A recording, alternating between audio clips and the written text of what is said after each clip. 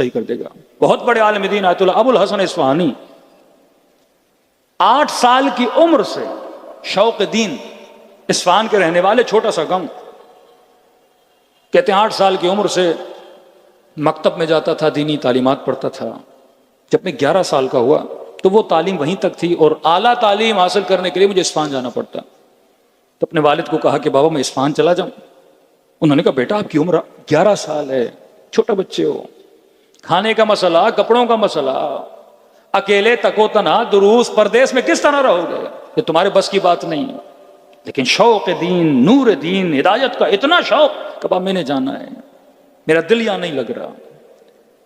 باپ نہ مانا، رات کو والد سو جاتے تھے، پھر آ کے والد کے پاؤں بیٹھ جاتے تھے، اپنے ہاتھ سے پاؤں دباتے تھے تاکہ بابا راضی ہو جائیں۔ کہ میں نے اتنا رویا کہ بالآخر میرا باپ راضی ہو گیا، کہ مجھے چھوڑ کے آئے اصفہان کا مدرسہ صدر غالباً، اس کے اندر داخلہ کروایا، واپس آ گئے۔ 4 مہینے کہتے ہیں بڑے شوق کے ساتھ، بڑے ذوق کے ساتھ میں نے پڑھائی کی۔ 4 مہینے کے بعد سردی کا موسم شروع ہوا، شدید برف باری اصفہان میں، مدرسے کا صحن برف سے بھر گیا، گلیاں برف سے بھر گئیں، حجرے ٹھنڈے، کمرے ٹھنڈے۔ کہتے ہیں ان 4 مہینوں میں میرے اوپر مال اور رزق کی بڑی تنگی آئی، یہاں تک کہ کمرے میں روشنی چلانے کے لیے شمع چاہیے ہوتی تھی، موم بتی، گرم کمرہ کرنے کے لیے کوئلے لینے پڑتے تھے، کھانا میرا ختم ہو چکا، جو بچی ہوئی سوکھی روٹی تھی اس روٹی سے میں اپنا گزارا کرتا تھا۔ کہ اسی عالم میں کمرے میں کانپ رہا تھا، اور انہی ایام اور دنوں کے درمیان میرے والد گاؤں سے اٹھ کے اصفہان آ گیا تاکہ بیٹے سے جا کے ملوں۔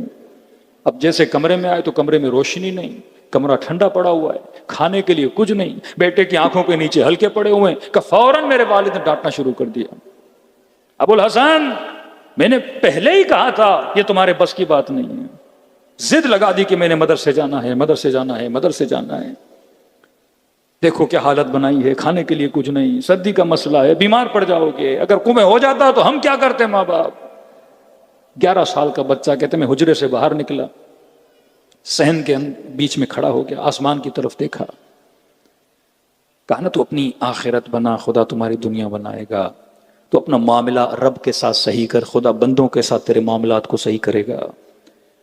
کہتے ہیں مجھے بڑا عشق تھا امام زمانہ سے، میں نے کہا مولا یہاں آیا ہوں آپ کے مکتب کا علم پڑھنے کے لیے، اور آپ لوگوں نے کہا ہے جو ہمارے راہ پہ چلے گا اس کی مشکلات کو حل کرنے کا بندوبست بھی کون کریں گے، ہم کریں گے۔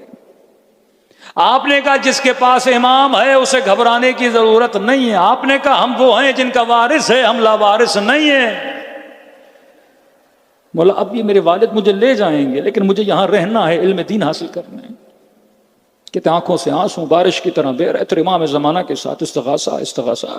اچانک مدرسے کا دروازہ کھٹکا، خادم مدرسہ دوڑا گیا، دروازہ کھولا، کہ ابو الحسن کو بلاؤ۔ خادم نے کہا بچے کوئی کسی کو کام ہے تمہارے ساتھ۔ اب مجھے کوئی اصفہان میں جانتا نہیں، دوڑا دروازے پہ گیا، ایک نورانی وجود کھڑا تھا۔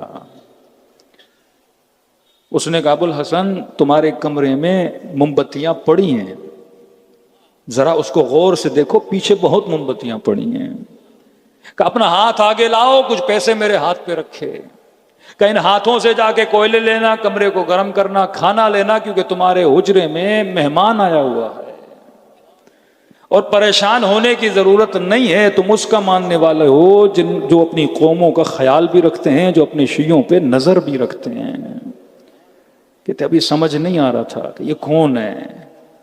میں نے لیا، کمرے کے اندر گیا، والد نے پوچھا بیٹا کون تھا؟ میں نے کہا بابا کہا موم بتیاں پڑی ہیں، کمرے میں روشنی نہیں تھی، ڈھونڈا موم بتیاں مل گئیں، کہا کچھ پیسے دے کر گئے، اور کہا کہ اس سے کوئلے لے لینا، کمرے کو گرم کر لینا، کھانا لے لینا، تمہارے کمرے میں مہمان موجود ہے، اور اسے کہنا کہ تو اس کا ماننے والا ہے، اس قوم سے تعلق رکھتا ہے جن کا وارث ابھی زندہ ہے۔